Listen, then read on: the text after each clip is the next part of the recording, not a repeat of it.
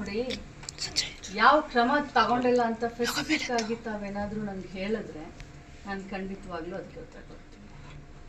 ಒಂದು ವಿಚಾರ ಕೂಡ ಪ್ರಸ್ತಾಪ ಆಗಿದೆ, ಸುಮ್ಮನೆ ಅವರ ಷಡ್ಯಂತ್ರಕ್ಕೆ ಈ ರೀತಿ ಮಾಡ್ಲಾಗ್ತಿದೆ ಈ ಟೆಕ್ನಾಲಜಿ ವರ್ಲ್ಡ್ ಅಲ್ಲಿ ಅಂತ ಹೇಳಿ. ಇದಕ್ಕೆ ನಾನು ಉತ್ತರ ಕೊಡ್ತೀನಿ.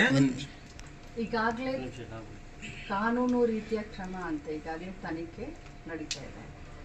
ಹೇಳಿದಂಥವ್ರು ಅಥವಾ ಕಂಪ್ಲೇಂಟ್ ಮಾಡಿದಂಥವ್ರು ಅಥವಾ ಆರೋಪ ಮಾಡಿದಂಥವ್ರು ನಮ್ಮ ಎದುರುಗಡೆನೆ ಕೂತ್ಕೊಂಡಿದ್ದಾರೆ.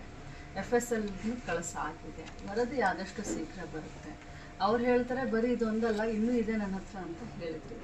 ಸೊ ಅದು FSL ವರದಿ ಬಂದಮೇಲೆ ಏನಿದೆಯೋ ಅದನ್ನ ನಾವು ಏನು ಹೇಳ್ತಾರೆ ನಿಷ್ಪಕ್ಷಪಾತವಾಗಿ ನಾವು ತನಿಖೆಯನ್ನು ಮಾಡ್ತೀವಿ. ನಮ್ಮ ಒಂದು ಕಾಳಜಿ ಆ ಕುಟುಂಬಕ್ಕೆ, ಆ ಹೆಣ್ಮಗುಗೆ, ಆ ಹೆಣ್ಮಗಳಿಗೆ ಕೊಡೋದು ನಮ್ಮ ಆದ್ಯ ಕರ್ತವ್ಯ. ಮೇಡಮ್, FSL ರಿಪೋರ್ಟ್ ಬರೋಕ್ಕಿಂತ ಮುಂಚೆಯೇ ಕಾಂಗ್ರೆಸ್ ಸಚಿವರು ಮತ್ತು ಶಾಸಕರು ಹೇಳ್ತಿದ್ದಾರೆ ಇದು ಮುನಿರತ್ನ ಮಾಡಿರೋ ತಪ್ಪು. ಅದಂಗಾದ್ರೆ FSL ವರದಿ ಯಾಕೆ ಕಾಯ್ಬೇಕು ಮತ್ತು ಅದೇನಕ್ಕೆ ಬೇಕು ಅಂತ ಅಶೋಕ್ ಅವರು ಪ್ರಶ್ನೆ ಮಾಡಿದ್ದಾರೆ. ಅಶೋಕ್ ಅಣ್ಣನವರು ಬಹಳ ಬುದ್ಧಿವಂತರು, ಅವ್ರಿಗೆ ಗೊತ್ತಿದೆ ಏನಿದೆ ಅಂತ.